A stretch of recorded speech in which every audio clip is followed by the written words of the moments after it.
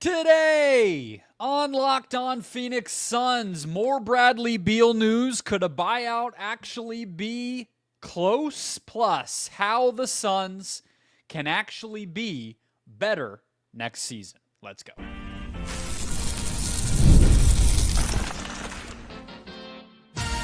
You are Locked On Suns, your daily Phoenix Suns podcast, part of the Locked On Podcast Network, your team every day. Welcome back into Locked On Phoenix Suns. I'm Brendon Kleen, a staff writer at Awful Announcing and a credentialed Suns media member. Thank you for making Locked On Suns your first listen to close out your week. Happy Independence Day. Don't forget, Locked On Suns is free and available on all podcast platforms, including YouTube, so just hit that follow or subscribe button. Do what thousands of other Suns fans have already done. Become an everydayer. Get locked on to the Phoenix Suns right here, each and every day. We got a lot to get to. We're going to talk about the latest Bradley Beal news from Dwayne Rankin over at Arizona Republic, and we are going to talk about what has to happen on both sides of the floor for the Suns to actually improve upon what they did last season against all odds, seemingly, given the talent disparity. I'm solo today, as of course you can tell. Ben is occupied, and I had some of my own little things going on Thursday night. Plus, it's a holiday show, so we'll go through a few odds and ends as free agency wraps up, and we'll be back together next week. But let's start with Beal, who we keep talking about, and it felt like, okay, not much is budging, not much is changing. What exactly is there that is going to happen here? And according to Dwayne Rankin, the Suns have been discussing a possible buyout with Bradley Beal. So what does that mean? How close is it? We'll get there. Today's episode brought to you by the Gametime app. Download it now, create an account, and use the code LOCKEDONNBA for $20 off your first purchase. More from Gametime later on in the show. So here's the thing. I read that report on Beal. That's the end of it. That's the whole thing as far as new information. All right. So the Phoenix Suns have been discussing a possible buyout for guard Bradley Beal, league sources informed the Arizona Republic. That's it. Okay. So let me just say off the bat, right?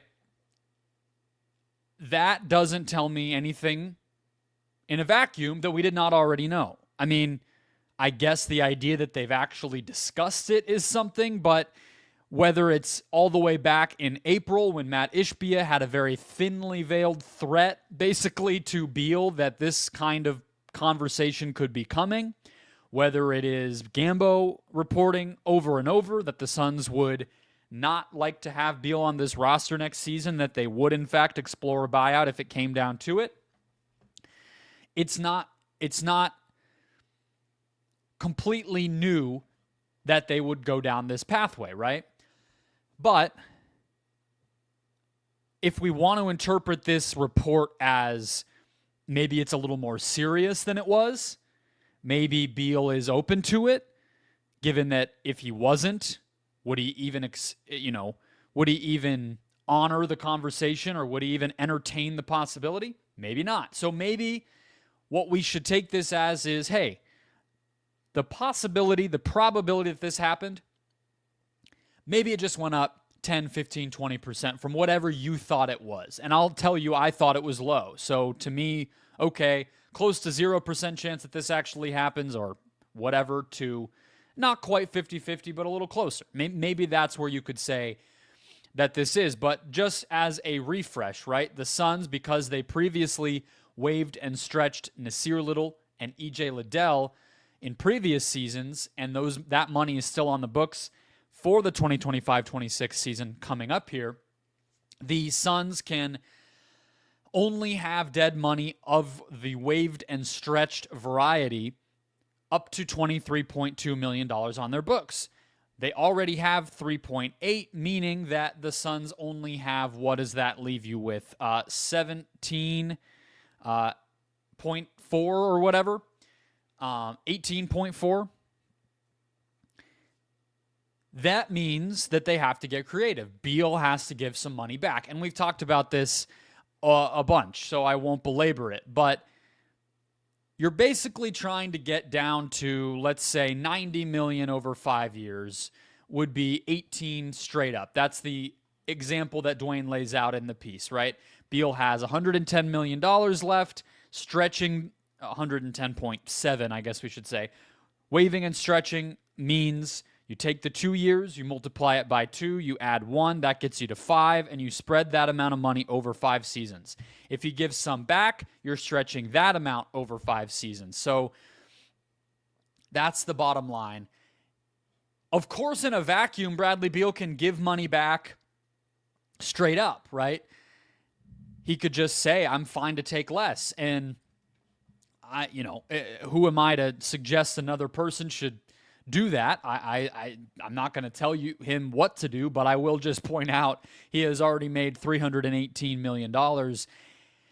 And I do not believe that includes what would be owed to him in the remainder of this contract. So that would bring his career earnings to $425 million. So it's not as if giving back, let's call it 20 would be impossible, but I don't think it's probable, and it's not really how Bradley Beal has handled his career. He has gotten every last thing coming to him, including the no-trade clause, and he's well within his rights to do that, just like he's well within his rights to exercise the no-trade clause and put the Suns in the situation that they're in now, right? But again, if we assume that this report from Dwayne,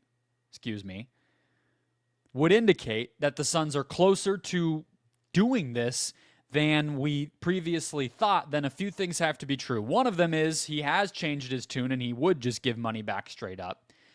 The other one would be that he is hearing through the grapevine, that teams would be interested in giving him money, right? Giving him a new contract, giving him some amount close to the amount that the Suns would want him to give back, so that for his pocketbooks, there's no real difference. If he signs a 2-year, $30 million contract, for instance, in free agency, then he could, quote unquote, give back $30 million to the Suns, but it would not affect his money either way. It just alleviates the burden and the hit on the Suns' cap sheet and allows them to do the stretch legally, right? So that's always been the part that you're just kind of waiting to hear about. And maybe we still haven't heard teams, but maybe that is a little bit of what this report could be telling us.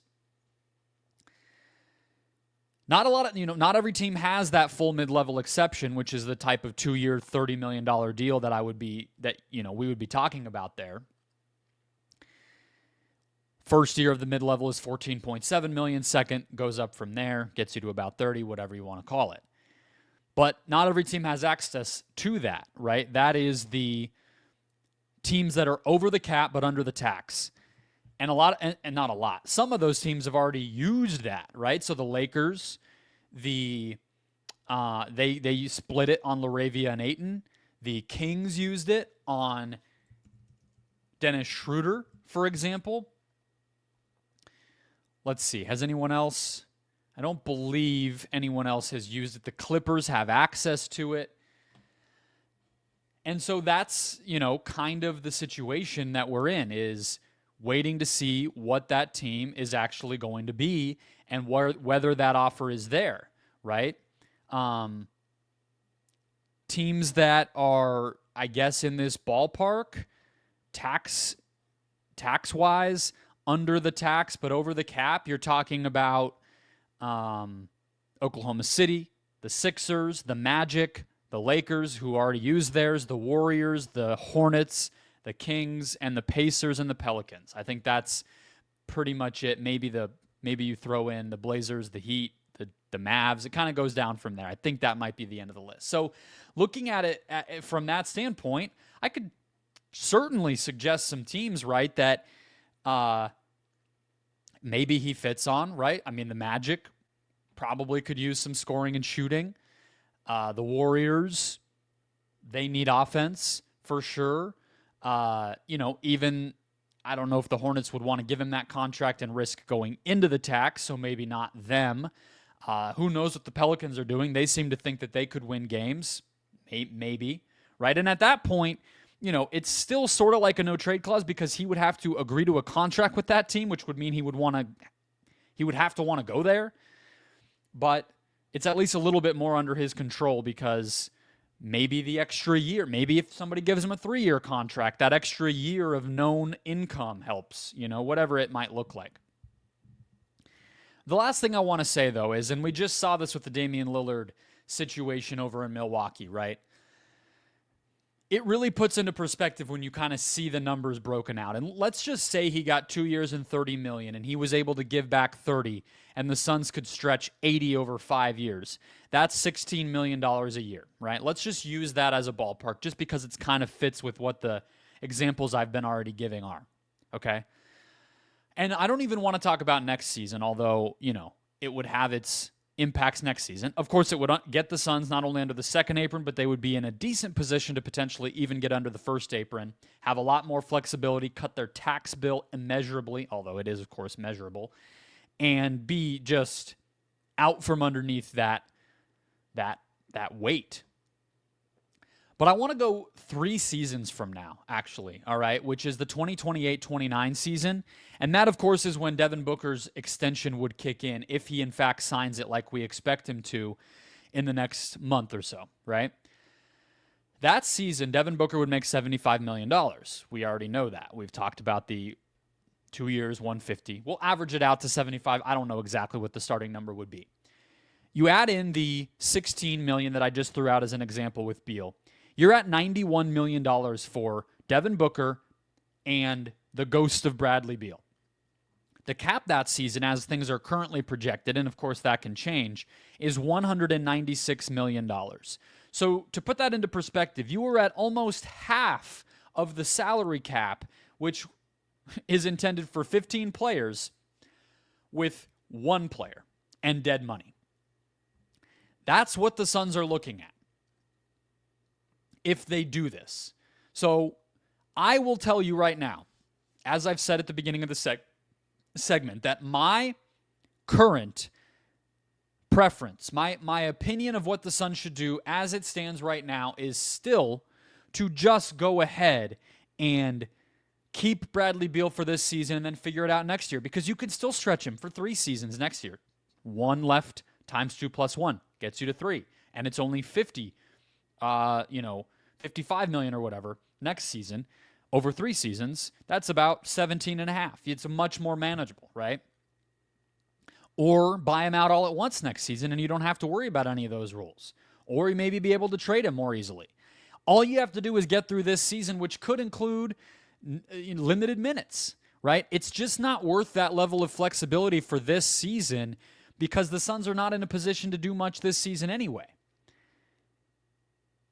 And it would be so punishing for the next 5 years as you try to reset this roster around Devin Booker that I just don't think that the pros outweigh the cons. Let's get to how the Suns can be better next season. We'll go offense, we'll go defense, and try to map it out next. First, today's show brought to you by the Gametime app. We've all been there. It's the last minute. You're trying to find something, or the flip side, you're logging on early, you're waiting forever to get those tickets as they go on sale, only to lose your spot for a show you've been dying to see. Whatever your situation might be, live music should be about making memories, not dealing with stress. And that's where Gametime comes in. Gametime makes getting concert tickets faster and easier than ever before. Prices actually drop as it gets closer to showtime, and you can save up to 60% with their killer last-minute deals. In addition, Gametime has the best experience of buying the tickets because you have no hidden fees, you have cancellation protection and all sorts of insurance on your purchase, and you can see the view from your seat right from within. You have grades for each ticket that is on sale. Everything designed to get you the best deal and the best ticket possible. So take the guesswork out of the experience with Gametime. Download the Gametime app, create an account, use the code LOCKEDONNBA for $20 off your first purchase. Terms apply. Again, create an account, redeem code LOCKEDONNBA for $20 off. Download the Gametime app today. Last minute tickets, lowest price, guaranteed. All right, let's keep it rolling. So Beal's out of the way. Let's talk about the future of this team, right? The moves appear to be mostly done, although if they, of course, were to move on from Beal, they would sign somebody in his place. The Chris Paul saga has still not completely wrapped up. There could potentially be some late summer trades for most likely Royce, potentially Grayson, maybe Nick Richards. But we know, as Ben and I have laid out a few times as this week has continued on, we kind of know what the situation is going to be. We gave them our grades on Wednesday's show. We have evaluated move by move, but I think it's not unreasonable that a lot of Suns fans are sort of moving into the opinion where they could see this team being better next season than they were this season. And you don't need me to refresh you, but I'll do it anyway. The Suns were 36 and 46 this past season. They had a point differential of -3. Okay. We go a little bit further. They had let's see, what were they on offense? The 13th offense and the 27th defense in the NBA. I'll start by saying we will go on the offensive side of the floor first, but I'll just say it's probably going to need to be the inverse next season, right? I think the Suns are going to be winning games based upon their defense, and they're going to need to find ways to stay afloat on the offensive end, all right? So,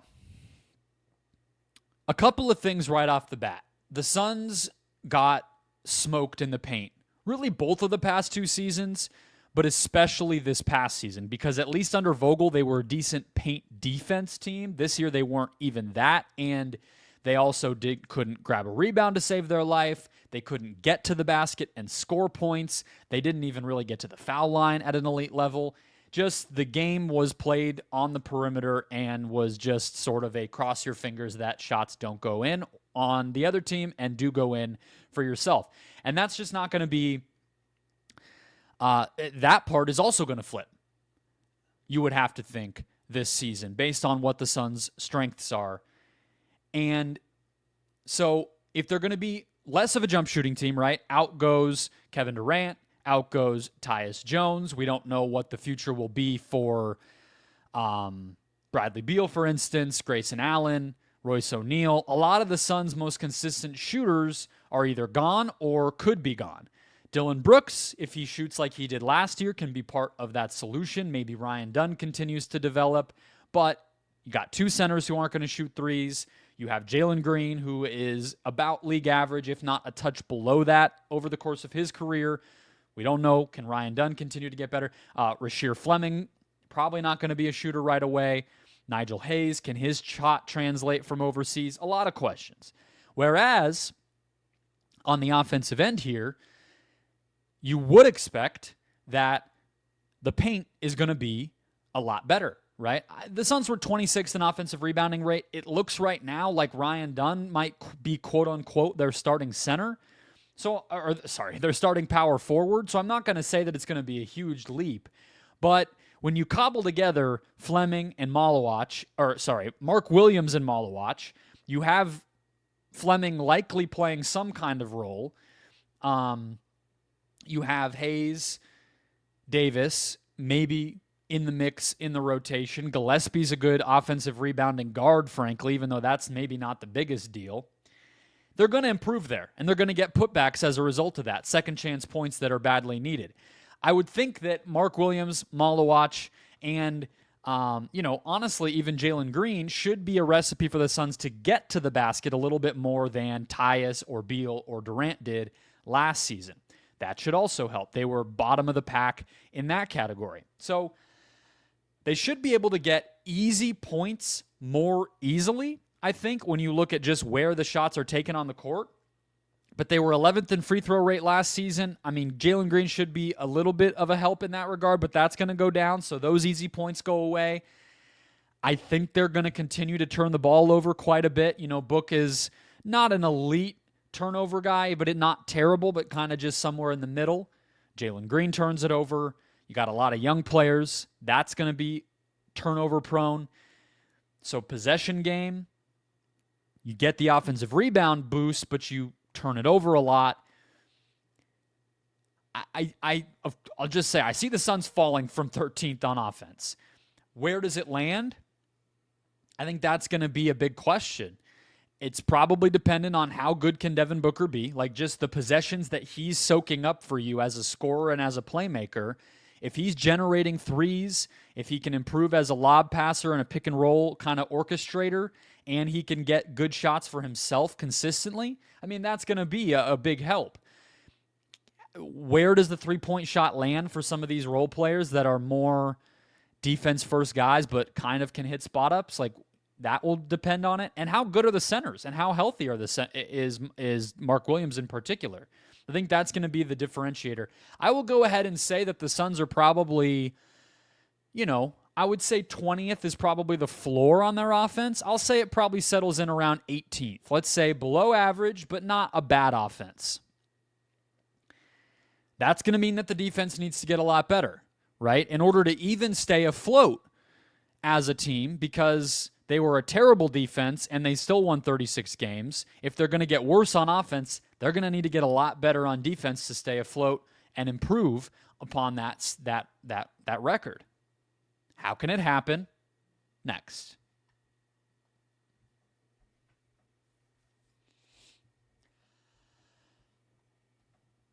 Closing out the show. All right. Appreciate you guys rocking with me on a solo episode. Happy 4th of July. Hopefully you have some time off this weekend to celebrate the holiday or at least just enjoy time to yourself with your loved ones. This early monsoon season, even having a monsoon season, all of those good things. Put something on the grill, go see a movie, get in the pool, do your thing. The Suns' defense is absolutely going to get better. Let me just say that, right? And I actually am going to start somewhere that maybe we don't always focus on when it comes to defense. Forcing turnovers. Forcing turnovers. The Suns were 28th in the NBA at it last year. It was a little bit confusing that they allowed themselves to be that bad by not playing Ryan Dunn as much as they should have. Frankly, even a guy like Monte Morris, frankly, even, Oso, you get it. We don't need to go over the sour grapes of last season, but they were terrible in that category. And that is a spot that I absolutely think is going to improve. I would say, Jalen Green, that's one of his strong suits from just having sort of watched him from afar over the course of his career, his athleticism and, it's just his athleticism. He gets lost on some plays, he gets behind some plays, but he does, especially as the Rockets have gotten better, I would say his effort level has improved, and he shows it in those moments. So he's going to force some turnovers. Ryan Dunn is finally going to get the minutes that he should. Fleming, Malawach, Dylan Brooks, it's going to be night and day. I would say that the Suns could get into the top 10 in terms of forcing turnovers in the NBA, and that is just, that's the most effective form of a stop. In the league, you don't even allow a shot to go up. That's an amazing way to bolster what you are as a defensive team. The Suns I should collect my thoughts. They didn't actually allow a ton of shots at the rim last season because I don't even know if, I think teams were almost so comfortable that it didn't matter. Like they didn't even need to get to the basket all the time because the Suns would foul them or because they would get an open three and the rotations were terrible and elite creators could have their way and get to the mid-range or whatever. But when those teams did get to the basket, the Suns were bottom 4 in the league in rim protection, basically. So that's a very interesting question, right? That's a very interesting thing to think about. Is that going to get better? Because at the end of the day, the simple answer is yes. I think even the presence of 2 7-footers and what I believe in Malawach could be at least average defense as a rookie, if he can kind of hold up mobility-wise and physicality-wise with the NBA game, he could be at least a playable level defender right away. Mark Williams is exploitable, as we've seen. Kevin Durant toyed with him in that game against Charlotte last season, but he's big. compared to Mason Plumlee, who was ground bound and couldn't really defend, Yusuf Nurkic, who was a nightmare, Oso Ighodaro, who is not even really a rim protector at all at the 5. He switches on everything, or Nick Richards, who, was overmatched. That should do something. So it should get a little bit better. I would say teams will probably attack it more because I think the overall length will be better and teams will be trying to actually spread the Suns out and go at their centers because that might actually be the weak point of the defense compared to Brooks or Dunn or guys like that. So maybe more attempts at the rim, but a lower percentage, and that'll probably square out to being something that helps the Suns' defense.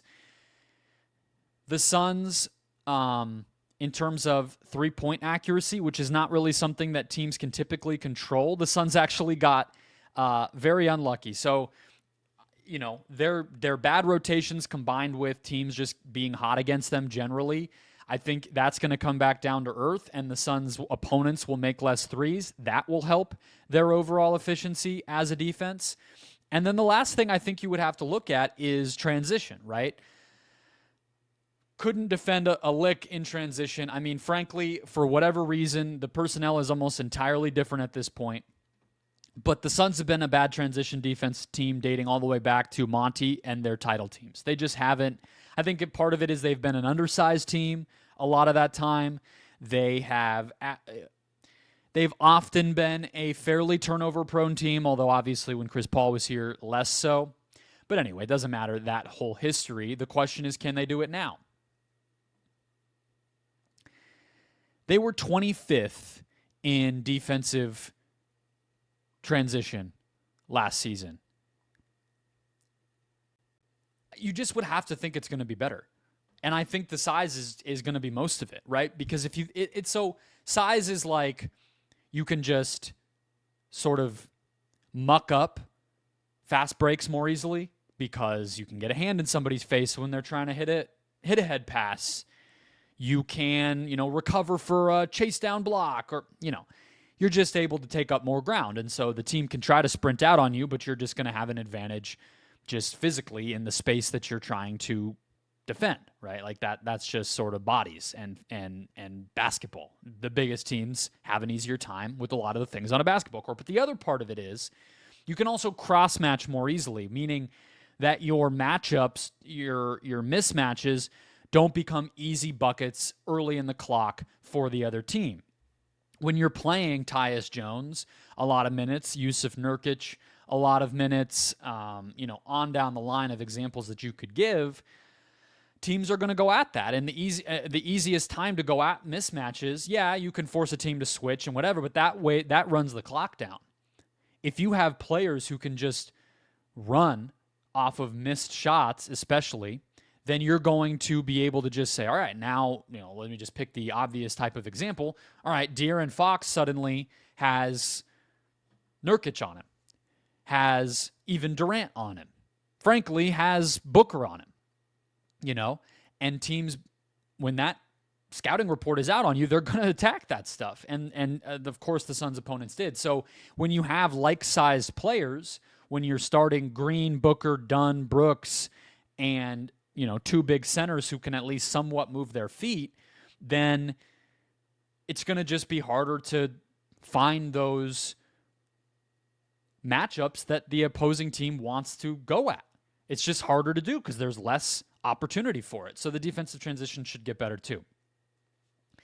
I don't want to say that the Suns can have a top 10 defense or anything like that because I don't know what we're going to get from Mark Williams here in the Valley. I don't know what Jalen Green is going to look like. And unfortunately, that is going to be, they can probably hide Green because of Brooks and Dunn being in the lineup, but you can't hide a center. And despite being 7 foot plus, both of the centers are going to be very raw defenders that are coming in here. And it's hard to have a top 10 defense or anything close to it with below average center play. And that really is hampering my prediction here. But I think that they can be the top half of the NBA, top 15. So let me say that they're the 14th defense in the NBA, and I already said the 18th offense, right? That grades out to effectively a 500 type team, right? Those are both around league average. offense, defense, that would mean you have a league average net rating and you're about 500. If you have a net rating of 0, well, then you should win half your games and lose half your games, right? So, for instance, the team that was closest to a 0 net rating last season was the Kings. And they won 40 games. They were 40-42. The team that kind of was the closest to what I'm talking about with a, fringe top 20 offense and a top 15 or so defense was, oh wow, there might not really be a good example of this actually. Maybe that's a strange archetype for a team to have. No, here we go. I guess you could say Atlanta.